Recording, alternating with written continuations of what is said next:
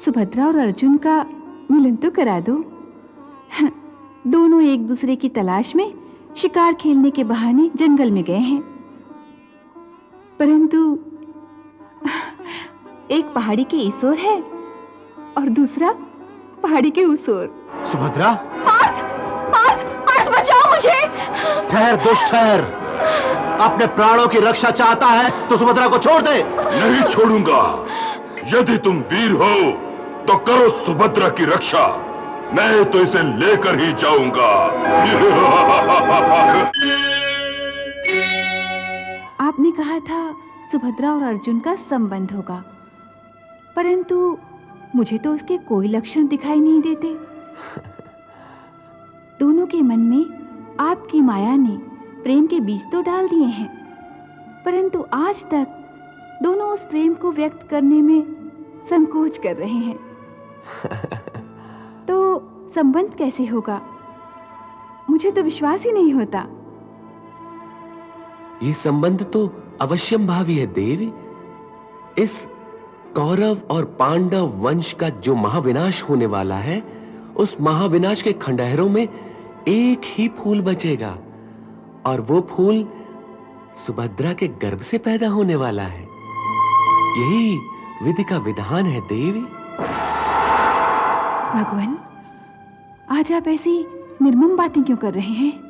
रुक्मणी, भविष्य में निर्मम संहार होने वाला है, भीषण युद्ध होने वाला है, जिसमें भाई भाई का प्राण हरण करेगा, पिता पुत्र का, शिष्य गुरु को जीवित नहीं छोड़ेगा, और गुरु शिष्य को लहू के सारे नाते लहू से नहाएंगे। हाँ, लहू के सारे नाते लहू से नहाएंगे रुक्मणी। वास्तव भयंकर है, महाभयंकर है। इसी संहार में कुरुकुल का विनाश अटल है। कुरुकुल जैसा महाप्रतापी कुल तो नष्ट होगा ही, परंतु मैं इसी कुल के एक फूल को बचाना चाहता हूं देवी। वो कैसे? अर्जुन और सुभद्रा का विवाह करा के। इसमें भीषण युद्ध नहीं होगा? युद्ध तो होगा ही, और निर्मम संहार वो भी अटल है देवी। तो फिर आप कुरुकुल को किस प्रकार बचाना चाहते हैं? मैं कुछ समझी नहीं। निश्चय ही कुरुकुल वंश का संहार होने वाला है। सुभद्रा कुरुकुल वंश का आधार बनेगी। हाँ रुक्मणी, सुभद्रा से ही कुरुकुल वंश चलेगा, और इस वंश की रक्षा भी मुझे ही करनी पड़ेगी। सुनकर संतोष हुआ भगवान, किंतु सुभद्रा और अर्जुन का मिलन तो करा दो। दोनों एक दूसरे की तलाश में शिकार खेलने के बहाने जंगल में गए हैं, परंतु वो देखिए,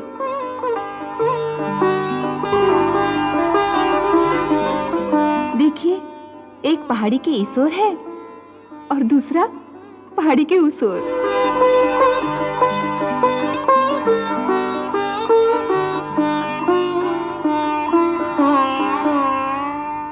भगवान, आप तो स्वयं प्रेम के अवतार हैं। इन दोनों प्रेमियों पर दया कीजिए, इनका एकांत में मिलन करा दीजिए प्रभु। तुम चिंता न करो, देवी योगमाया मेरी सहायता करने आ रही हैं। हे जगदीश्वर, मैं आपकी इच्छा अनुसार आपकी सेवा में उपस्थित हूँ। मेरे लिए क्या आज्ञा है सर्वेश्वर? तुम तो जानती हो योगमाया कि मेरी बहन सुभद्रा और अर्जुन आपस में मिलने के लिए तड़प रहे हैं। मुझे कुछ अधिक कहने की आवश्यकता नहीं, क्योंकि जब किसी विचार का स्फुरण मात्र मेरे अंतर में होता है तो वो तुम्हारे मन पर अंकित हो जाता है। तो जैसा हमारे विचार पटल पर चित्र बन रहा है, वैसा ही समय के आंचल पे लिख दो। जो आज्ञा।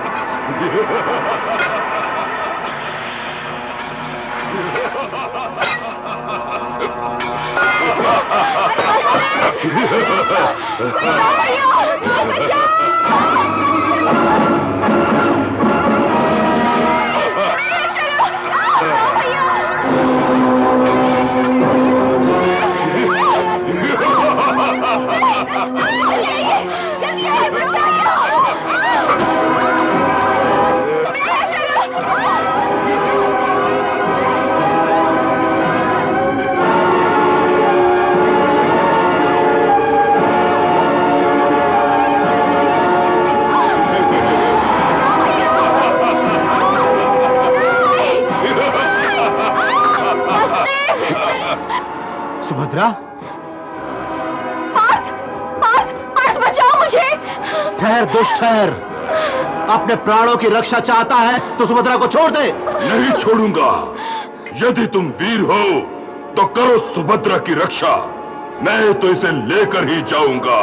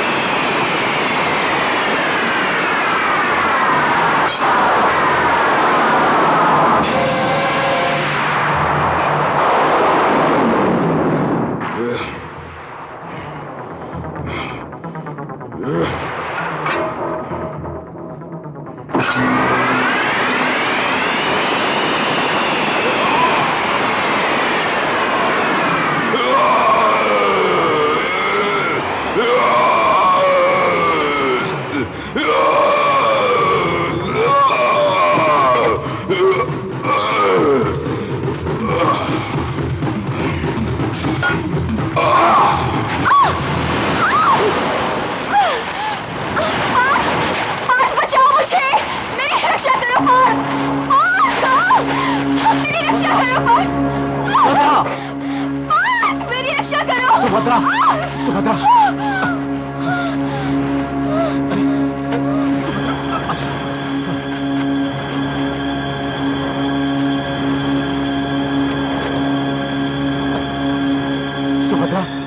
सुभद्रा, सुभद्रा, सुभद्रा, सुभद्रा उठो, सुभद्रा, सुभद्रा उठो, सुभद्रा, सुभद्रा उठो, सुभद्रा, उठो सुभद्रा।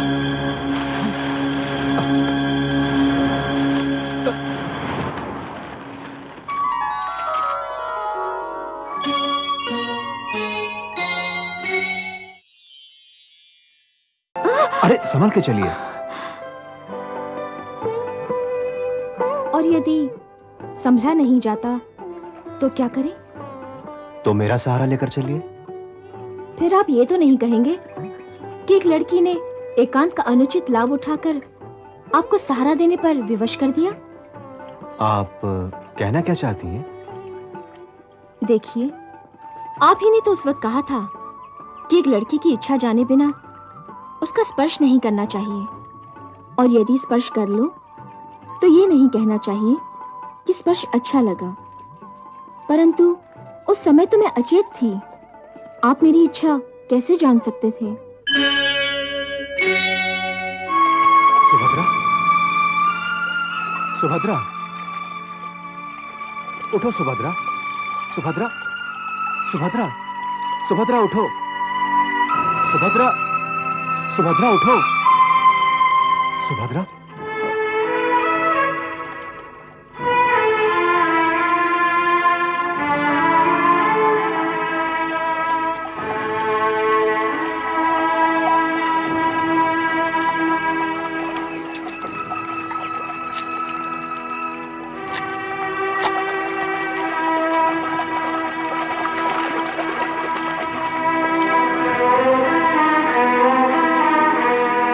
सुभद्रा,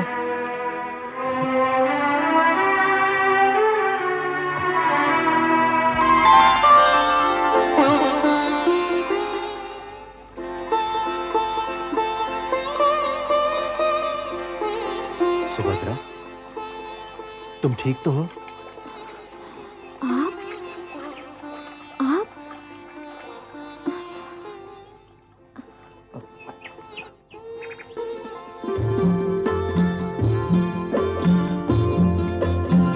अभी लेटी रहो, नहीं तो चक्कर आ जाएगा।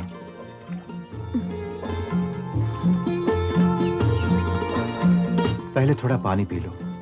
आग के कारण जो अंदर तपिश हो गई होगी, वो शीतल जल से शांत हो जाएगी।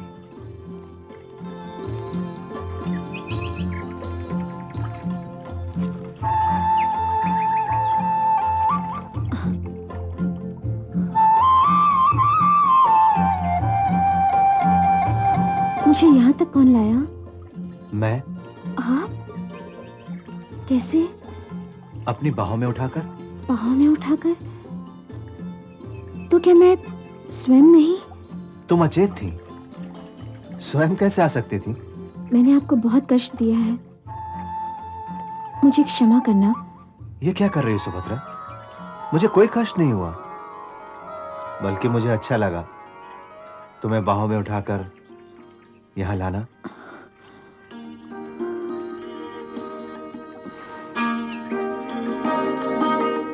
मेरा बोझ उठाना अच्छा लगा? मुझे तो बोझ का एहसास नहीं हुआ, केवल एक कोमल स्पर्श की अनुभूति हुई। वो स्पर्श बहुत अच्छा लगा।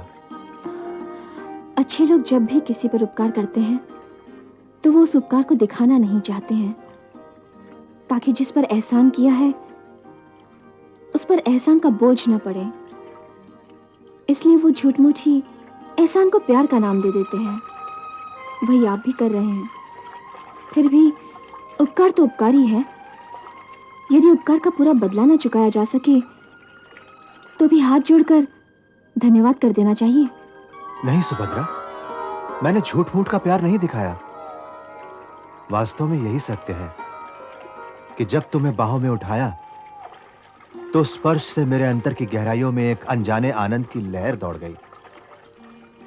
इसलिए अनजाने में मेरे मुंह से वो वाक्य निकल गया। उसके लिए मैं क्षमा चाहता हूं। वाह, किसी पर उपकार करने का ढंग कितना निराला है। उपकार भी करते हो और क्षमा भी स्वयं ही मांगते हो। क्यों? क्योंकि मुझे ऐसी बात तुम्हें इस तरह खुलकर नहीं कहनी चाहिए। क्यों नहीं कहनी चाहिए? वास्तव में किसी अकेली लड़की से उसकी मर्जी को जाने बिना, और वो भी एकांत में, इस प्रकार प्रेम की भाषा में वार्तालाप नहीं करना चाहिए। इसे एकांत का अनुचित लाभ उठाना कहते हैं, और यह किसी भद्र पुरुष को शोभा नहीं देता, ना ही ये मर्यादा है। इसलिए फिर से आपसे क्षमा मांगता हूं। देखिए, आप मेरे सामने इस प्रकार हाथ मत जोड़िए। आपको मेरी शपथ। खोलिए, खोलिए अपना हाथ। अब आपने मेरे हाथ थाम रखे हैं। इस स्पर्श से यदि मुझे आंतरिक सुख मिले तो इसमें मेरा कोई दोष नहीं।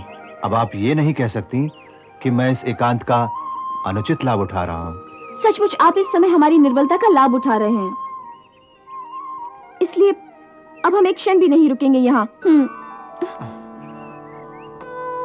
मैं वचन देता हूं कि तुम्हारी हर आज्ञा का पालन करूंगा। अब कृपा करके लेट जाओ और मुझे उस घाव की मलहम पट्टी करने दो।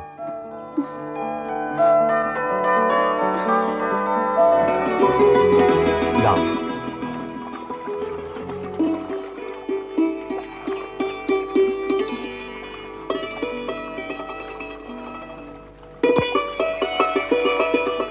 आप कोई वैद्य हैं? नहीं। तो फिर आपको इन जड़ी बूटियों का ज्ञान कैसे है? ये कैसे पता है कि इस बूटी से ये घाव ठीक हो जाएगा? देवी, हम योद्धा लोग हैं। युद्ध में लड़ना हमारा काम है और लड़ेंगे तो घायल होंगे ही। इसलिए हर प्रकार के चोटों और घावों का उपचार करने की विद्या भी हमें सिखाई जाती है। तो इसका अर्थ ये है कि आप हर प्रकार के घावों की चिकित्सा कर सकते हैं। अर्थात? सीधी सी बात है, घाव तो कई प्रकार के होते हैं। कुछ दिखाई देते हैं और कुछ दिखाई नहीं देते। हाँ, ये भी होता है। कई बार चोट अंदर लगती है। उसके लिए भी गुरुजी ने कई प्रकार के तेल आदि बताए हैं, जिनका प्रयोग करने से अंदर की चोट भी ठीक हो जाती है।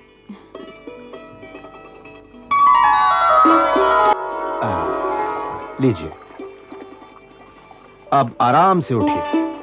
हाँ, आइए।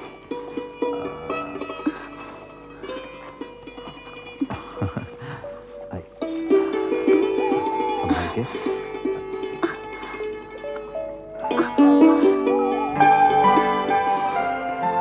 अरे संभल के चलिए।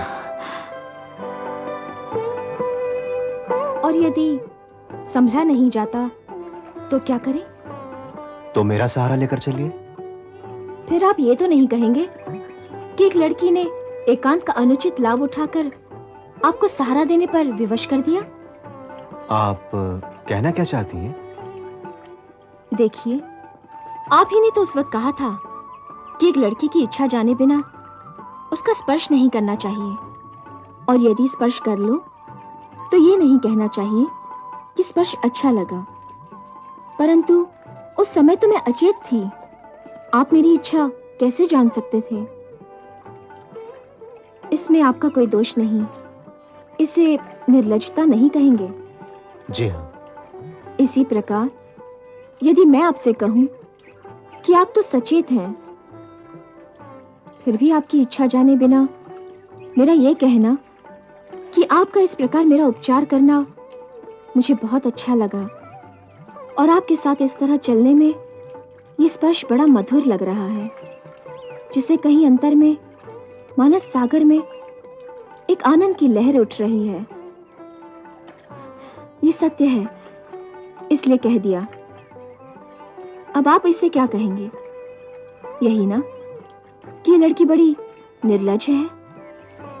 नहीं, मैं इसे अपना परम सौभाग्य मानूंगा कि इस विश्व की एक परम सुंदरी कन्या को मेरी सेवा अच्छी लग रही है।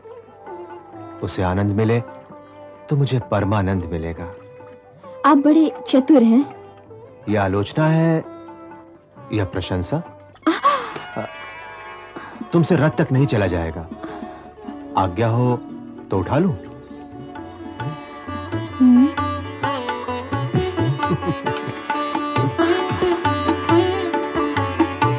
मेरे प्रश्न का उत्तर नहीं दिया। उस बात का क्या अर्थ था? उसका अर्थ था कि आप बहुत अच्छे हैं।